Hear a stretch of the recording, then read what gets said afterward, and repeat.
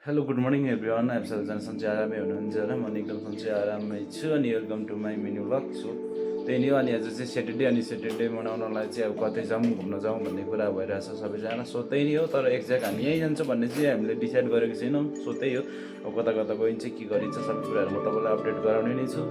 So मसँग रहेर भिडियोलाई अन्तिमसम्म हेरेर साथ दिनु होला। सो त्यही नै म चाहिँ नि रेडी पनि भइसकेँ, रेडी भएर टक्क बसिरहेको छु। त्यही नै हो। अनि यता म्याम रेडी हुँदै हुनुहुन्छ, अब दल्दै हुनुहुन्छ, सुदेख्न सक्नुहुन्छ होइन। सो साथीहरू, अहिले चाहिँ हामी रेडी भएर पनि ट्याक्सी बोलाएर पनि निस्किसक्यौँ। सो देख्न सक्नुहुन्छ दायाँ बायाँको भ्यू देखाउँदै तपाईँहरूलाई हामी अहिले चाहिँ निस्किसक्यौँ। अब टक्कसँगले गएर अङ्कल आन्टीहरूलाई भेटेर निस्किनु पर्ने हुन्छ। सो त्यही नै हो होइन। अनि ट्याक्कसँगले चाहिँ हामी बोधक आयो निस्क्यौँ। सो अनि अङ्कलहरू चाहिँ नारायण टारमा परिरहनु भएको छ अरे। अब त्यसबाट चाहिँ हामी सबै बाइकमा निस्किनु पर्ने हुन्छ। सो त्यही नै हो गाइज, भिडियोलाई अन्तिमसम्म हेरेर सपोर्ट गरिदिनु होला है त गाइज। फाइनली हामी चाहिँ अङ्कल आन्टीहरूलाई भेटेर हिँडिसक्यौँ। सो देख्न सक्नुहुन्छ मिसेसले भिडियो बनाएको, त्यही भएर यस्तो ठाडो भएछ। त्यही नै अब तपाईँहरूले मेन्टेन गरेर हेरिदिनु होला। सो त्यही हो भन्दै मैले भेट्नेछु है त गाइज।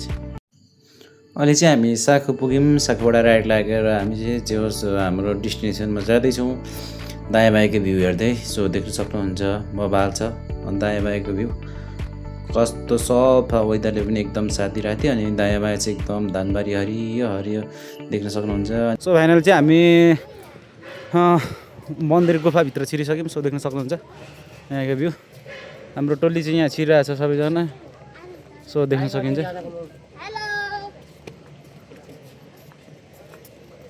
सबैजना छिरिरहनु भएको छ सुरु।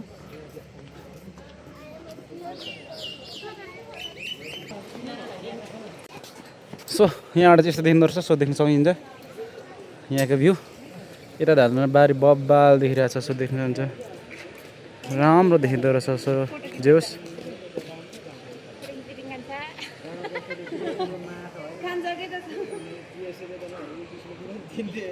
My goodness.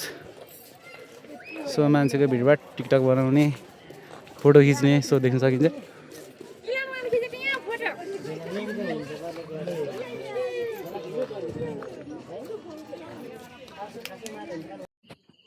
सो अहिले चाहिँ हामी रुममा आइसक्यौँ। सो देख्न सक्नुहुन्छ बाटोमा चाहिँ हल्का एक्सिडेन्ट भयो, त्यही भएर हामी चाहिँ अहिले ट्याक्सीमा आइसक्यौँ रुम। सो देख्न सक्नुहुन्छ घाउचुटाहरू चाहिँ अब त्यति ठुलो त होइन, नर्मल, त्यही पनि एकदम गाह्रो भयो।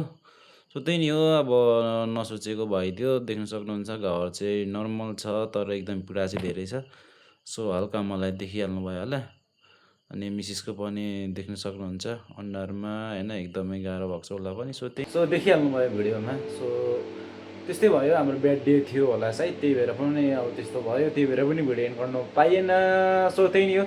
यदि मेरो च्यानलमा नयाँ हुनुहुन्छ भने चाहिँ प्लिज च्यानललाई सब्सक्राइब गरेर सपोर्ट गरिदिनु होला। यदि पुरानै हुनुहुन्छ भने चाहिँ बेलाकानलाई अलमा राखेर भिडियोलाई लाइक सेयर गर्नु नभुल्नु होला। भन्दै अर्को भिडियोमा भेट्नेछौँ है त गाइस।